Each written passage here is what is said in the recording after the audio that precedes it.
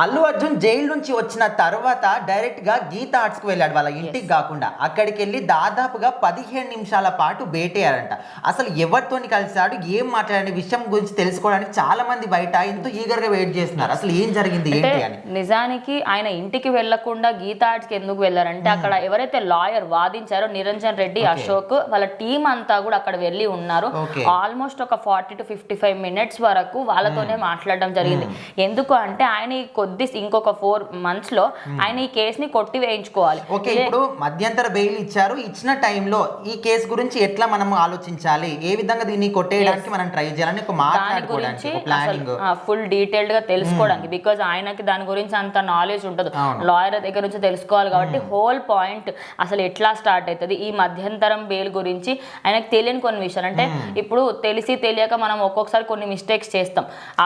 అంత ఫోకస్ కూడా ఆయన మీద ఉంది కాబట్టి చిన్న ఇప్పుడు హైలైట్ అవుతుంది కాబట్టి మీరు ఏమేం చెయ్యాలి, ఏమేం చేయకూడదు, ఇంటి నుంచి బయటకు వెళ్ళాలా, ఎవరైనా కలవాలా వద్దా, వీటన్నిటి గురించి కూడా అక్కడ క్లిస్టల్ క్లియర్ గా కండిషన్స్ కి నేను ఎలాంటి రూల్స్ పాటించాలి ఏంటి, ఇప్పుడు డైరెక్ట్ నేను ఇంటికి వెళ్ళొచ్చా లేదా, ఇట్లా ప్రతి ఒక్కరు అడగడానికి ఫస్ట్ వాళ్ళ ఎవరైతే ఆయనకు బెయిల్ రావడానికి ట్రై చేశారో వాళ్ళని కలిసారు. సో ఇంకోటి దాని తర్వాత ఆయన ఫ్యామిలీ దగ్గరికి వెళ్ళడం జరిగింది. సో గీతా ఆర్ట్స్కి ఆయన వెళ్ళడానికి మెయిన్ రీజన్ అయితే ఇది. ఇంకోటి రాజకీయాలకి సంబంధించి కానీ ఎవరికైనా కూడా రూల్స్ అండ్ రెగ్యులేషన్స్ అన్నీ తెలియవు. మనకి ఒక లిస్ట్ ఇంకొక 5 లిస్ట్ బయటకు వస్తుందేమో, కానీ అందులో మెయిన్ పాయింట్స్ అయితే కొన్ని ఉంటాయి. ఒక 9 అడ్వైజర్ ఉంటే ఖచ్చితంగా మీకు రూల్స్ ఏంటి, మీరు ఏం చేయాలి, నెక్స్ట్ స్టెప్ ఏం తీసుకోవాలి, ఏ విధంగా దీన్ని సాల్వ్ చేసుకోవాలి అన్ని వాళ్ళు చెప్తారు. ఇంకోటి ఇందులో కొన్ని రూల్స్ కామన్ ఉంటాయి. ఏంటి అంటే మీరు బయట వ్యక్తుల్ని కలవకూడదని ఒకటి. అదే విధంగా మీరు పర్టికులర్గా అవసరం లేకున్నా కూడా ఏదైనా వేరే భారీ ఎత్తున ప్రజలున్న ప్లేస్కి వెళ్ళకూడదని అట్లా కొన్ని రూల్స్ పెడతారు. వాళ్ళు పెట్టిన దానికి ఈయనకు అవి తెలియకపోవచ్చు. ఆయన బై మిస్టేక్ అక్కడికి వెళ్ళి ప్రెస్ ముందు ఏమైనా మాట్లాడేసిన ఇవన్నీ మీరు చెయ్యకూడదు సార్.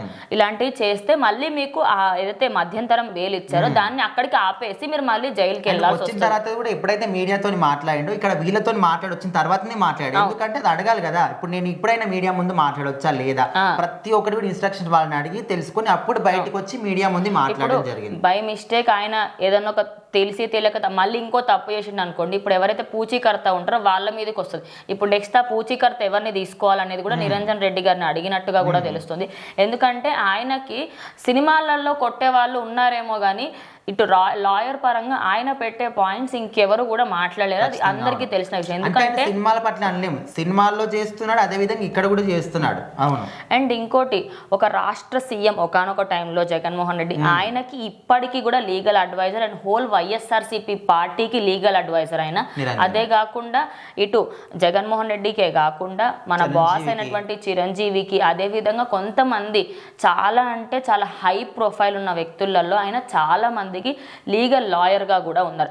ఇంత ఆయనకి స్టామినా ఉందన్నమాట. ఇక్కడ ఏది మాట్లాడాలి, ఇక్కడ ఏ పాయింట్ రేజ్ చేయాలి, ఏ విధంగా మాట్లాడితే ఏ పాయింట్స్ తీసుకొస్తే బెయిల్ వస్తుంది సెలబ్రిటీస్ కి అన్ని ఆయనకు తెలుసు కాబట్టి వాళ్ళ తరపున వాదించి మొత్తానికైతే కేసు గెలిచి బెయిల్ వచ్చేటట్టు అయితే చేశాడు. అండ్ దాని తర్వాత వాళ్ళ ఫ్యామిలీ దగ్గరికి వెళ్ళడం జరిగింది. నాకు నిజంగా అల్లు అర్హకి సంబంధించి అల్లు అయాన్ వీళ్ళిద్దరిని చూస్తుంటే నిజంగా నాకు ఒక పాయింట్ లో చాలా బాధ నుంచి వెయిట్ చేస్తున్నారు అర్హ అయితే బయటనే ఉంది అండ్ అయాన్ కూడా డోర్ దగ్గర ప్రతిసారి వచ్చి చూస్తున్నారంట. సో వచ్చిన తర్వాత అల్లు అయాన్ అయితే గట్టిగా హగ్ చేసేసుకొని, సో ఆయన చెప్పారు నేను తొందరలోనే వస్తా, బట్ నేను తప్పు చేయలేని తెలుసు అని చెప్పి వాళ్ళ భార్యకు చెప్పినప్పటికి కూడా స్నేహారెడ్డి గారు ఆయన వచ్చేంత వరకు షాక్ లోనే ఉంది, అసలు ఏం జరిగింది ఏంటి అని. సో ఓవరాల్ గా దీనిపైన టీం అంతా కూడా స్పందించారు. రష్మిక మందన కానివ్వండి, అందులో వర్క్ చేసిన వాళ్ళందరూ కూడా దీనిపైన స్పందించారు. సో ఇక్కడ వరకు అయితే ఆయన గీతా ఆర్ట్స్కి వెళ్ళింది మాత్రం ఆయనకి ఏమేమి రూల్స్ ఉన్నాయి ఏంటి, ఎందుకంటే అక్కడ జడ్జి చెప్పినప్పటికీ కూడా వాళ్ళు చెప్పే విధానం ఒకటి ఉంటుంది, అందులో ఒక సబ్ టైటిల్ లాగా ఉంటుంది, సబ్ డివిజన్. ఇప్పుడు లుక్అవుట్ నోటీస్ అని ఇస్తాడు, అది సడన్ గా లుక్అవుట్ అంటే అదేంటి అనుకుంటారు. అట్లా కొన్ని నోటీస్లకి సింపుల్ నేమ్స్ ఇచ్చేస్తారు. సో అట్లా ఆయన్ని మాత్రం గీతా ఆర్ట్స్ దగ్గరికి వెళ్ళి వాళ్ళనైతే కలవడం జరిగింది.